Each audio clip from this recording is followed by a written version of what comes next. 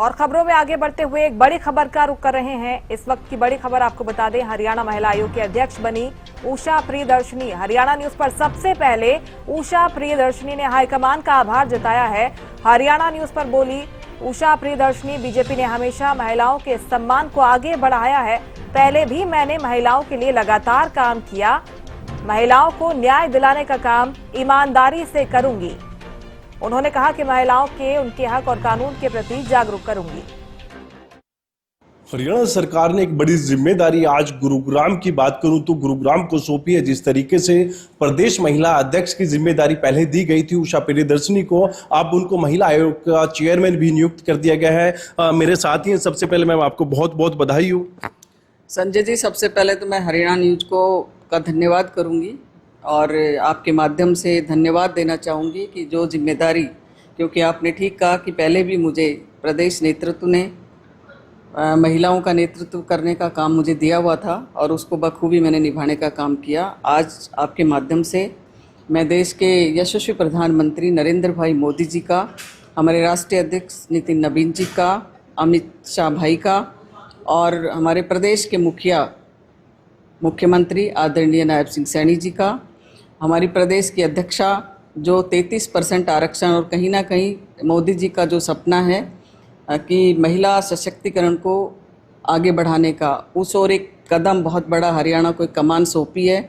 उसमें हमारी अध्यक्षा डॉक्टर अर्चना गुप्ता जी का, मैं पूर्व में हमारे अध्यक्ष आदरणीय भाई मोहनलाल बड़ोली जी का, संगठन मंत्री जी आदरणीय श्री फणींद्रनाथ शर्मा जी का, इन सब का बहुत बहुत धन्यवाद करती हूँ। आभार प्रकट करना चाहती हूँ कि उन्होंने फिर मुझे एक बहुत बड़ी हरियाणा के अंदर महिला आयोग के अध्यक्ष के रूप में जो आज मुझे काम सौंपा है, उसके लिए मैं बहुत बहुत धन्यवाद करती हूँ शीर्ष नेतृत्व का। और मैंने पहले भी महिला मोर्चा अध्यक्ष के नाते महिलाओं को जागरूक करने का, महिलाओं को आगे बढ़ाने के लिए, महिलाओं को पार्टी से जोड़ने के लिए हमने हरियाणा के अंदर काफ़ी काम किया और कहीं ना कहीं बहुत ढेर सारी मात्रा में, बहुत बड़ी तादाद में हमारी बहनें हमारे साथ जुड़ी हुई। और आज उन सभी बहनों की फिर से एक बार, जैसे अभी कुछ दिन पहले डॉक्टर अर्चना गुप्ता जी को अध्यक्ष बनाकर हरियाणा का गौरव ऊंचा किया है, उसी तरह से कहीं ना कहीं हरियाणा की बहनों का आज फिर एक बार सम्मान बढ़ाने का काम किया है। मैम, बात करें जिस तरीके से पहले ही एक बड़ी जिम्मेदारी आपने भी जिक्र किया, महिला मोर्चा की प्रदेश अध्यक्ष आप रही हैं। महिला आयोग की एक बड़ी अलग जिम्मेदारी रह जाती है, महिलाओं को न्याय दिलाने की बात की जाती है। तमाम जो महिला हैं वो कहीं ना कहीं न्याय की गुहार लगाती रह जाती हैं, लेकिन उनको इंसाफ नहीं मिलता। उनको किस तरीके से आप इंसाफ दिलाते हुए? देखिए, अगर हम बात करें पहले की सरकारों की, तो उस समय जितने उत्पीड़न के मामले प्रदेश के अंदर आते थे, आज बहुत कम मात्रा में इस तरह के मामले हमारे सामने आते हैं। लेकिन फिर भी बहन बेटियां, हमारी माताएं बहनें, उनका सम्मान सरकार ने करने का काम किया और उनकी सुरक्षा के नाते ये आयोग बनाया गया है। और आयोग के अंदर जैसे घरेलू हिंसा हो गई, उत्पीड़न, यौन शोषण, इस तरह की बहुत सारी बातें हैं जो इस आयोग के दायरे में आती हैं। और मैं पूरी ईमानदारी के साथ, निष्पक्षता से बहनों को न्याय दिलाने के लिए लड़ाई लड़ूंगी और कहीं उसमें कोई कसर नहीं छोड़ी जाएगी।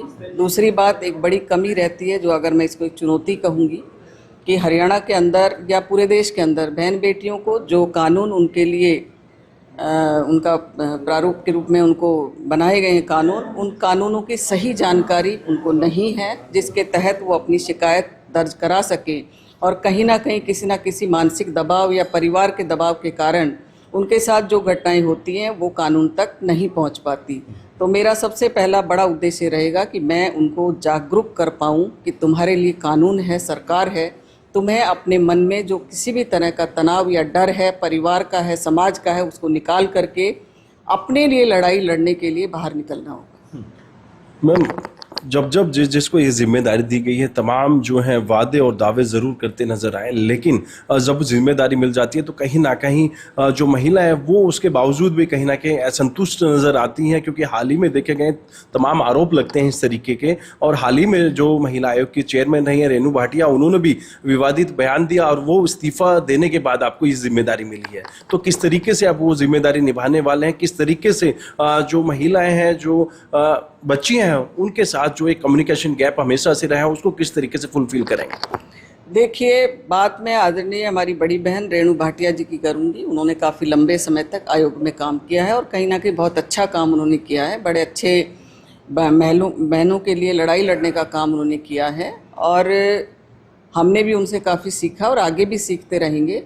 तो ये विवादित नहीं है, एक कोई समय की चक्रव्यूह हो जाता है, कुछ घटनाएं ऐसी घट जाती हैं।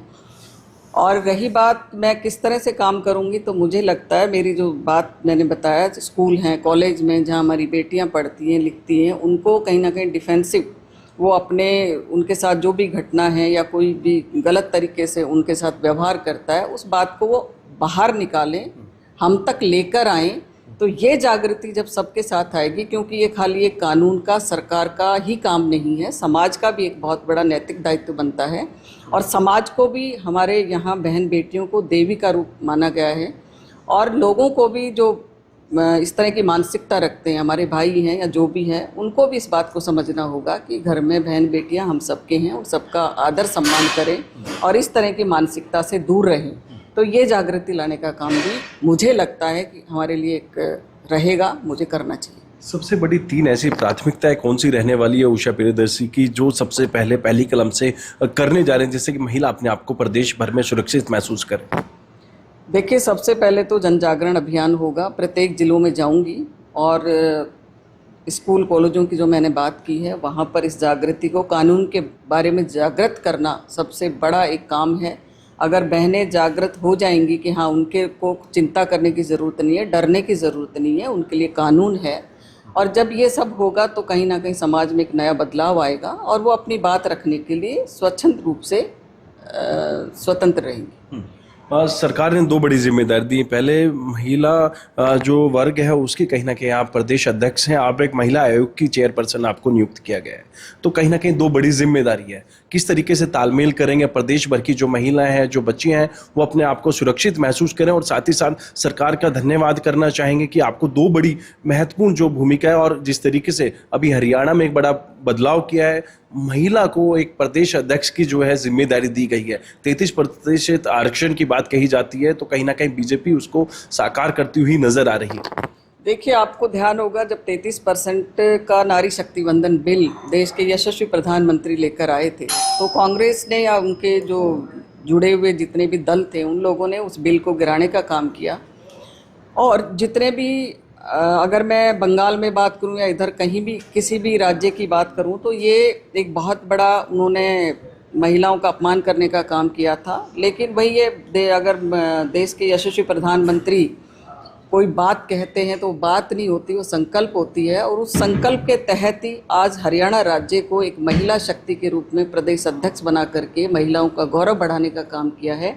और कहीं ना कहीं उसी कड़ी में आज मुझे भी दोबारा से, जैसा कि पहले महिला मोर्चा का काम मेरे पास था, तो वहाँ भी इस तरह की बातें हमारे सामने आती थी। हम उसको बैठकर मिल कर के कहीं कानून से कहीं कैसे करके उनको समझा देते थे, वो चीज़ें ठीक चलती थी।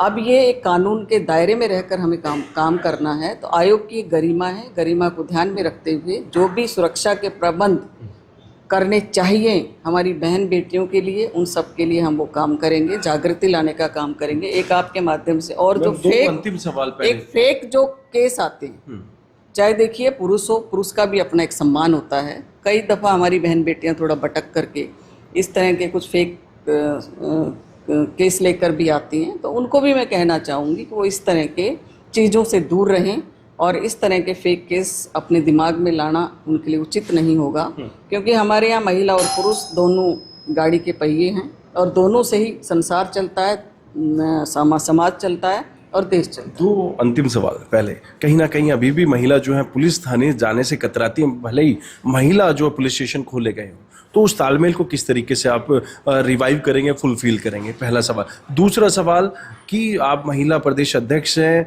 आपके पास एडवांटेज है क्योंकि प्रदेश भर का आपने भ्रमण किया है, तमाम महिलाओं को अपनी पार्टी के साथ जोड़ा है। क्या अब महिलाओं के लिए कोई वेबसाइट या कोई टोल फ्री नंबर भी जारी हो सकता है कि आने वाले भविष्य में कि उस नंबर पे वो कॉल करें और महिलाओं को सुरक्षा प्रदान हो सके? देखिए, ऑलरेडी सरकार ने महिला आयोग में एक पोर्टल भी खोला हुआ है, उसके माध्यम से भी वो ऑनलाइन अपनी शिकायतें दर्ज कर सकती है। और मैंने कहा कि जब तक महिलाओं में पूरी तरह से जागृति नहीं होगी, उनके लिए क्या क्या कानून के प्रावधान हैं, उन कानूनों को जब तक उनको समझ में नहीं आएगा, तब तक ये समाज में ये समस्याएं रहेंगी। तो हमारा जो चुनौती बड़ी जो रहेगी कि उनको वो बात कहीं ना कहीं समझ में आ जाए कि हमें उस बात को बाहर निकालना है, जिस चीज़ से वो पीड़ित हैं, जिस चीज़ की समस्या उनको है, कि वो समाज का दबाव, माता पिता का दबाव छोड़ करके अपनी समस्या को कानून तक लेकर आए। हाँ, तो बिल्कुल मेरे साथ उषा प्रियदर्शी जिन्होंने साफ तौर पे ये कहा है कि महिलाओं के सम्मान और हक के लिए वो लड़ाई लड़ती हुई नजर आएंगी। साथ ही साथ अनुभव की बात करें तो जिस तरीके से पहले ही भाजपा ने महिला प्रदेश अध्यक्ष उनको नियुक्त किया गया था, तो ऐसे में कहीं ना कहीं इस जिम्मेदारी के बाद हर जिले के अंदर वो कहीं ना कहीं संवाद करती हुई नजर आएंगे और साथ ही साथ महिलाओं की उन समस्याओं को जानने के प्रयास करेंगे जिनसे वो कहीं ना कहीं भय खाती हुई नजर आ रही है। और कहीं ना कहीं जिस तरीके से पुलिस के साथ भी वो तालमेल बनाते हुए नजर आएंगे, जिससे कि महिला अपने आप को प्रदेश भर में सुरक्षित महसूस करे। गुरुग्राम से कैमरामैन राज के साथ संजय राठौर, हरियाणा न्यूज।